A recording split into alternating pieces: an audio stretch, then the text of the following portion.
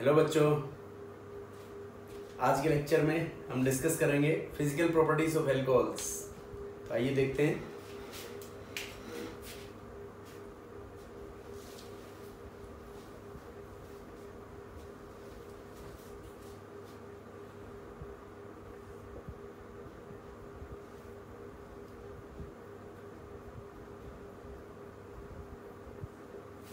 Alcohols and phenols.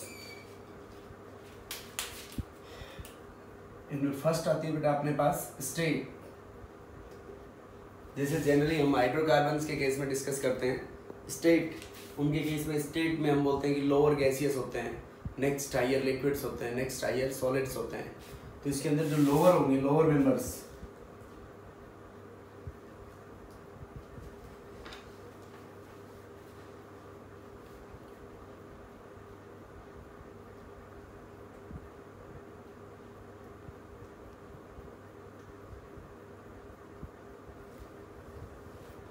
Lower members liquid state में exist करेंगे बेटा। तो lower members why they exist in liquid state? Because exist in liquid state because of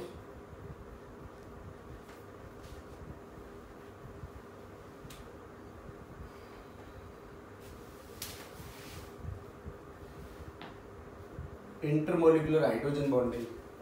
आपस में molecules के बीच में क्या होती है, अल्कोहल्स में हाइड्रोजन बॉन्डिंग होती है, उनकी वजह से वो लिक्विड स्टेट में एग्जिस्ट करेंगे। नेक्स्ट हायर जो होंगे वो सॉलिड स्टेट में एग्जिस्ट करेंगे। Second is they are colourless. Alcohols का कोई कलर नहीं होता है। अब जैसे आप लोग सोचोगे कि जो ड्रिंकिंग वाली अल्कोहल होती है उसके अंदर तो डिफरेंट कलर्स होते हैं, अलग अलग कलर के होते हैं, तो वो उनके अंदर अलग अलग ब्रांड्स के बीच में डिस्टिंग्विश करने के लिए डिफरेंट कलर्स ऐड किए जाते हैं। तो normally alcohols they are colourless, distinct smell,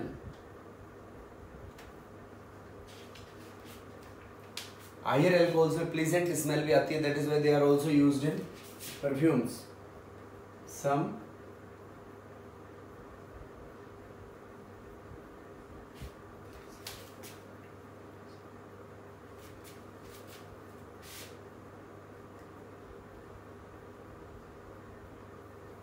pleasant smelling alcohols used in perfumes.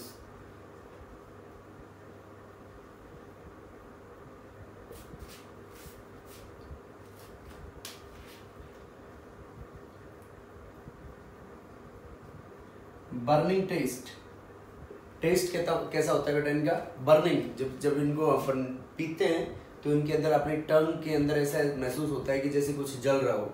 That is why we can say that इनका टेस्ट कैसा होगा, burning taste. Next third is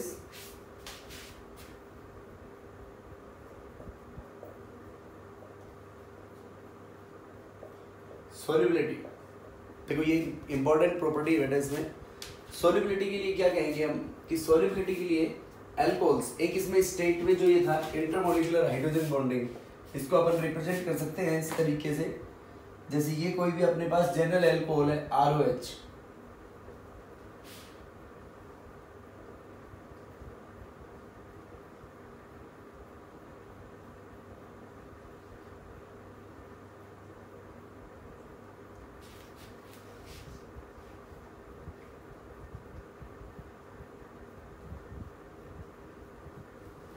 ये इस तरीके की इंटरमोलिकुलर हाइड्रोजन बॉन्डिंग होती है between alcohol molecules.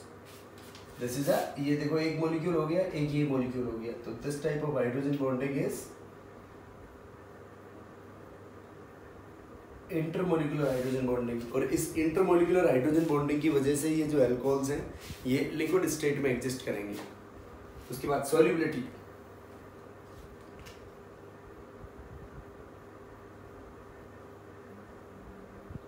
Alcohols are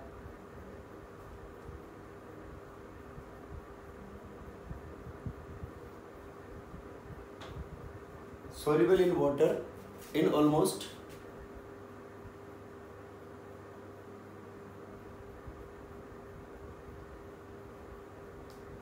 all proportions. Alcohols are soluble in water in almost all proportions. लगभग सभी proportion में alcohols soluble होते हैं water में। तो उसका भी same reason because of, why they are soluble, because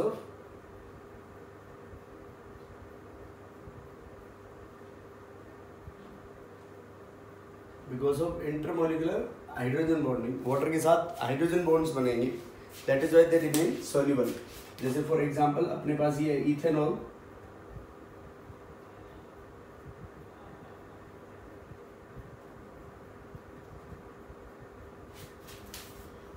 CH3CH2OH। अब इसमें ये जो इथेनॉल के एक लोन पेयर से एक हाइड्रोजन बॉन्ड बना लेगा, ये ऑक्सीजन वाटर, ये ऑक्सीजन एक दूसरे वाटर के H से एक हाइड्रोजन बॉन्ड बनाएगा, और ये जो H है ये वाटर के ऐसे हाइड्रोजन बॉन्ड बनाएगा। तो इनकी सॉल्युबिलिटी क्यों होगी? ड्यू इसमें टोटल कितने हाइड्रोजन बॉन्ड्स बन गए बेटा अपने पास? 3H bonds.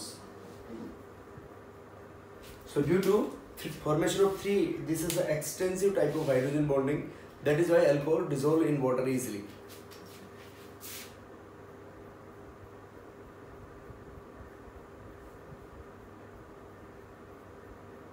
Due to formation of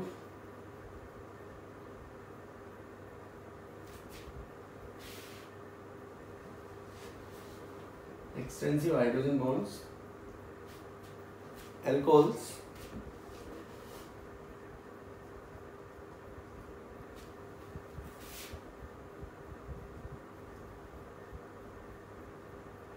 dissolve in water readily.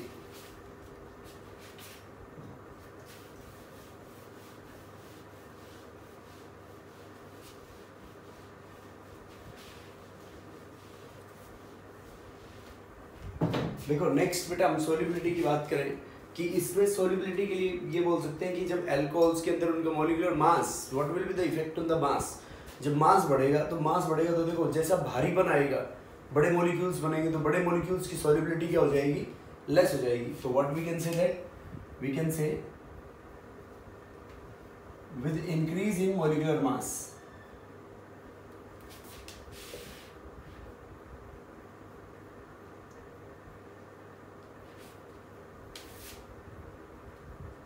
solubility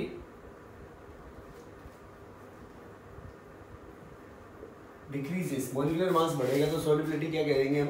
decreases. For example जैसे अपने पास है CH3OH, CH3CH2OH। देखो इसमें सबसे ज्यादा solubility किसकी होगी बेटा? ये सबसे छोटा है, सबसे कम मास है, तो ये इनका solubility का ऑर्डर आएगा इसमें। नेक्स्ट जो सोल्युबिलिटी में अपने पास बात आती है वो अपन बात करते हैं ब्रांचिंग की। जैसे ब्रांच का आइसोमर्स के केस में क्या फर्क पड़ेगा? तो जो जितनी ज़्यादा ब्रांच लगेंगी तो स्पेरिकल सरफेस एरिया हो जाता है उसका, मॉलिक्यूल का जब सरफेस एरिया कम होगा तो उसकी सोल्युबिलिटी क्या हो जाएगी? ज़्यादा हो जाएगी। तो what we can say that in case of isomers with increase in branching the solubility of alcohol in water increases. In case of isomers solubility is inversely proportional to branching। Isomers के case में क्या होगा बेटा? solubility branching के inversely proportional होगी इसमें। in case of isomers solubility is inversely proportional to directly proportional to branching।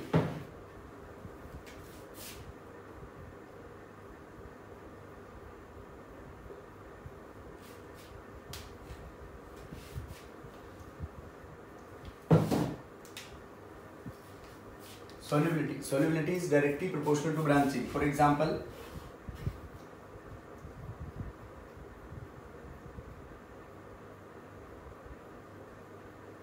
ये N-pentan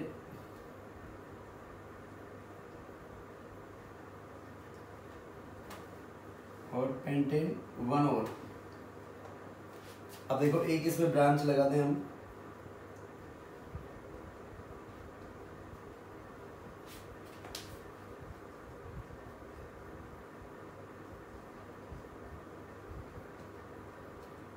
देखो बेटा इसमें पेंटेन 1 होल है, इसमें एक भी ब्रांच नहीं है, इसमें एक ब्रांच है, इसमें 2 ब्रांचें लगी है अपने पास। तो इसमें ये कंपाउंड A, B और C तो इसमें सॉल्युबिलिटी का ऑर्डर क्या आएगा अपने पास, solubility is directly proportional to branching, तो सबसे ज़्यादा सी की होगी, फिर बी की और फिर ए की। ए की सॉल्युबिलिटी सबसे लीस्ट होगी, क्यों, क्योंकि ए के अंदर जो ब्रांच है अपने पास, ब्रांचिंग सबसे कम है, तो जितनी ज़्यादा ब्रांचिंग होगी सॉल्युबिलिटी उस अल्कोहल की इतनी क्या होगी, ज़्यादा होगी। More is the branching, more will be the solubility in water.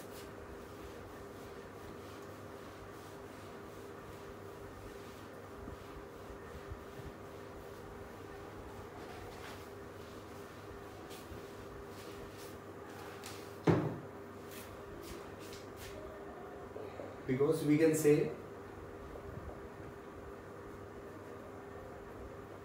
with increase in branching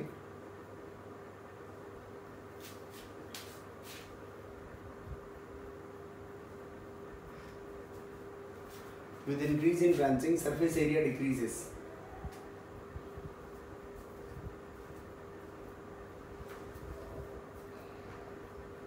molecule becomes more spherical,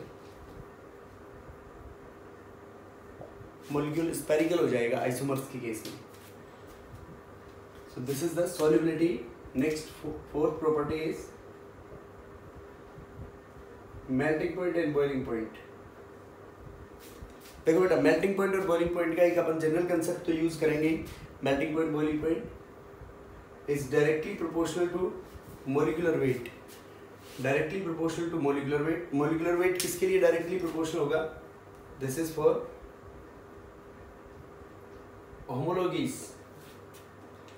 And melting point and boiling points, they are inversely proportional to branching. Branching के लिए inversely proportional होगा। branching के लिए किसके case में? in case of isomers, melting points and boiling points. अब देखो homologies, homologies मतलब जैसे ये अपने पास alcohols है CH3COH,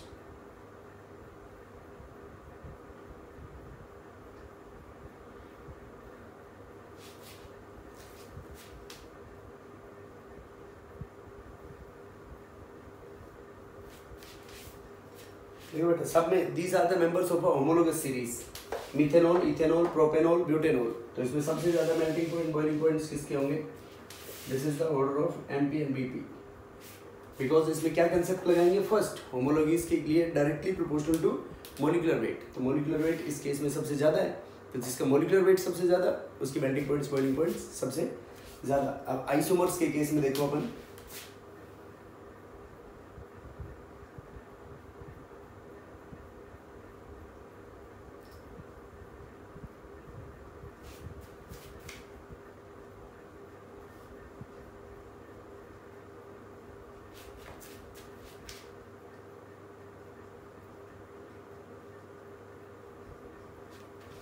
देखो आइसोमर्स में कार्बन 1 2 3 4 4 कार्बन, इसमें 1 2 3 4 1 2 3 4 4 कार्बन, तो इन सब में C4 hydrogen 3 2 5 5 + 2 7 7 + 2 9 + 1 10 3 3 6 7 9 10 3 3 3 9 1 10 H10 and O means molecular formula is same.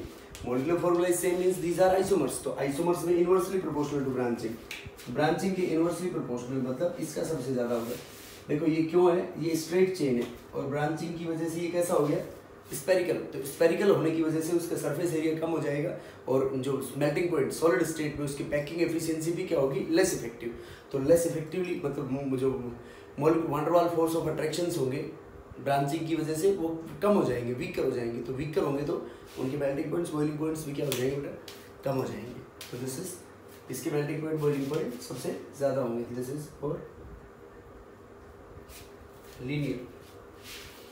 Linear के केस में packing will be more effective.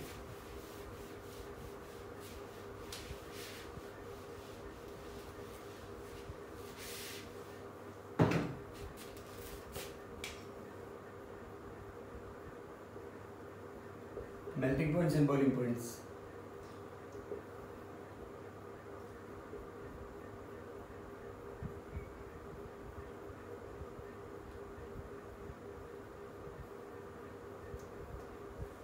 जो स्ट्रेट चेन कंपाउंड होगा, ये straight chain compound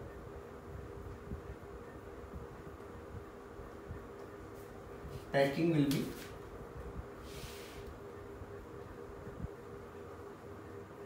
more effective, while with increase in branching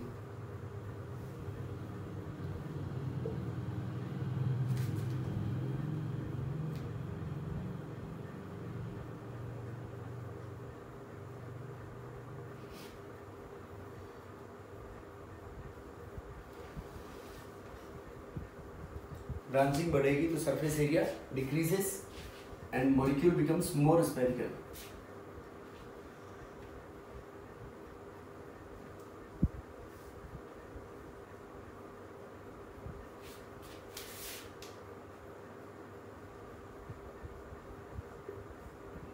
With increase in branching, surface area decreases and molecule becomes more spherical. Molecule कैसा हो जाएगा बेटा? Spherical हो जाएगा. तो उसका surface area कम हो जाएगा. Hence their melting point, boiling points decreases. और straight chain compounds में packing more effective होगी. And with increase in branching, packing will be less effective. Hence we can say that. Hence MP and BP of straight chain compound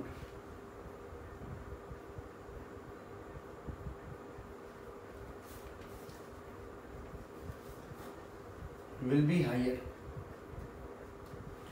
next क्या बोल सकते हैं हम, जो alcohols होंगे, alcohols के मेल्टिंग पॉइंट्स, बॉइलिंग पॉइंट्स, उनके कोरोस्पोंडिंग ईथर्स, ईथर्स भी उनके आइसोमर्स हो गए. Ethers alkyl halides, corresponding alkyl halides, hydrocarbons उन सबसे भी ज़्यादा होंगे. तो उनका वही रीजन आएगा इसके अंदर, because of hydrogen bonding. Melting point and boiling point of alcohols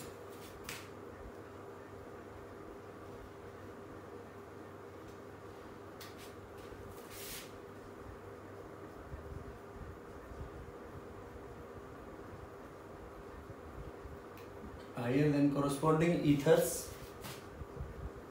hydrocarbons, hydrocarbon में अपने पास तीन आ जाएंगे, alkane, alkene and alkyne.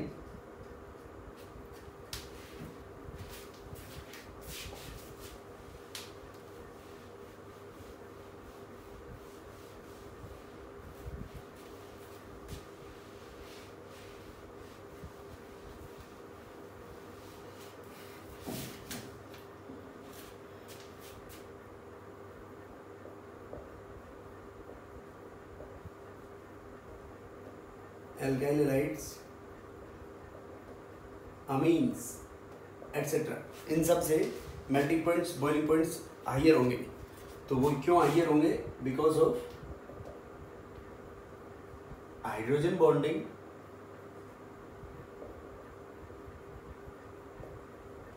In case of alcohols. देखो बेटा कैसे, जैसे अपने पास एक है CH3Cl, CH3Cl, दूसरा है अपने पास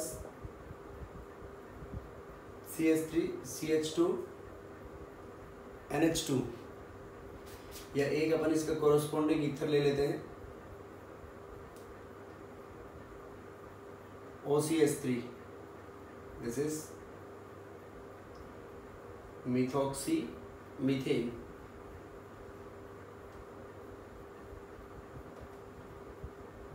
CH3CH2NH2 ये प्राइमरी अमीन है, ethane one amine, and this is alcohol. तो इनमें ये ऑर्डर आएगा इनका. तो ये क्या क्यों आएगा बेटा ये ऑर्डर? देखो ईथर के अंदर तो यहाँ पे ईथर में no hydrogen bonding,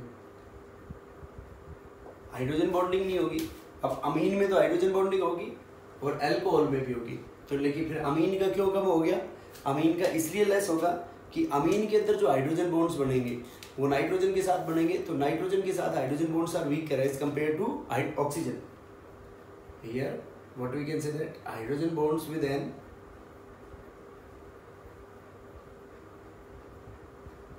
are weaker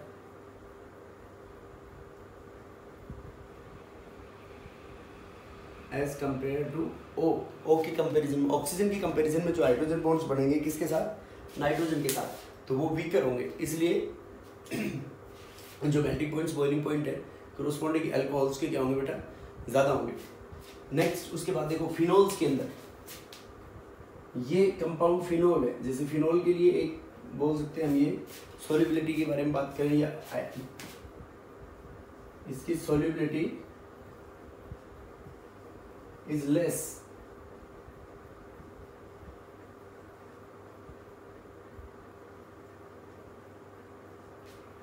as compare to alcohol. इसमें फिनोलिक स्मेल आती है, इसमें फिनोलिक स्मेल, और इसको कार्बोलिक स्मेल भी बोलते हैं, that is it is also known as carbolic acid. Phenol को कार्बोलिक एसिड भी बोलते हैं।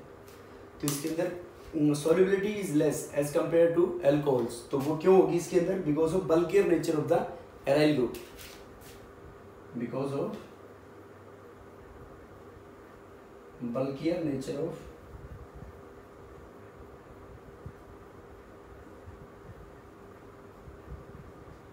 एराइल ग्रुप के बल्कियर नेचर की वजह से फिनोल की सॉल्युबिलिटी क्या होगी बेटा, कम होगी एल्कोहल्स के कंपैरिजन में।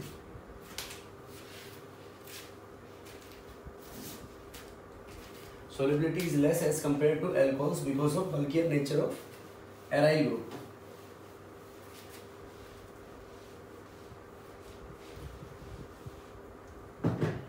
देखो नेक्स्ट इसके अंदर जो अपने पास फिनोल है, melting point and boiling point of phenol are higher, वो भी हाइयर होंगे। जैसे एक अपने पास है C6H5Cl, एक बेंजीन है C6H6 और एक फिनोल है C6H5OH। तो इसमें इसका सबसे ज़्यादा होगा फिनोल का। तो फिनोल में भी वही because of hydrogen bonding like alcohols, intermolecular hydrogen bonding. Intermolecular मतलब within two molecules that two molecules may be different और मे बी सेम।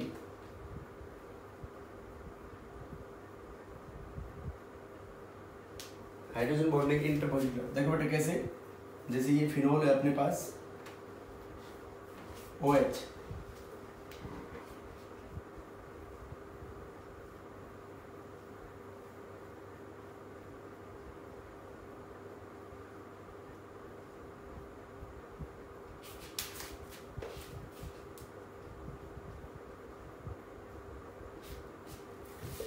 इस टाइप से हाइड्रोजन बॉन्डिंग होगी इन केस ऑफ फिनोल्स। तो ये फिनोल्स में hydrogen bonding भी, this is intramolecular hydrogen bonding, that is why phenols के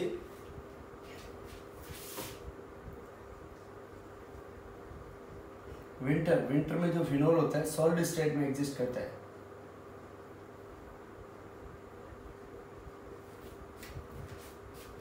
exist in solid state, और इसकी सॉल्युबिलिटी ये जो रिंग का बल्कियर नेचर की वजह से इसकी सॉल्युबिलिटी फिनोल की वाटर में कम होगी एज कंपेयर टू एल्कोहल्स।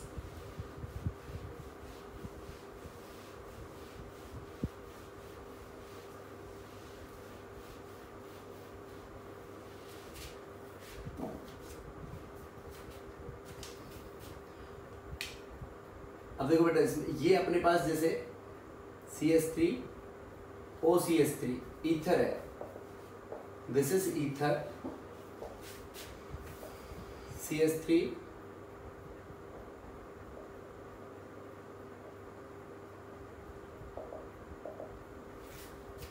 ये इथेनॉल है,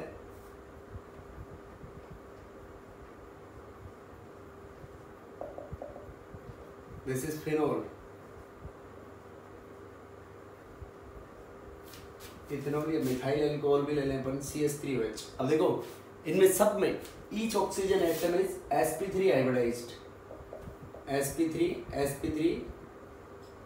sp3 और इररेगुलर भी है ये शेप्स बेटा। इररेगुलर मतलब सेंट्रल एटम के ऊपर लोन पेयर प्रेजेंट है, मतलब ये Ab2L2 टाइप है।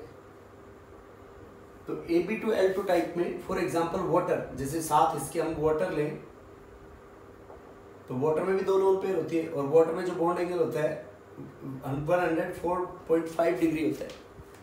अब ये जो ईथर है ये अल्कोहल्स में और ये फिनोल्स में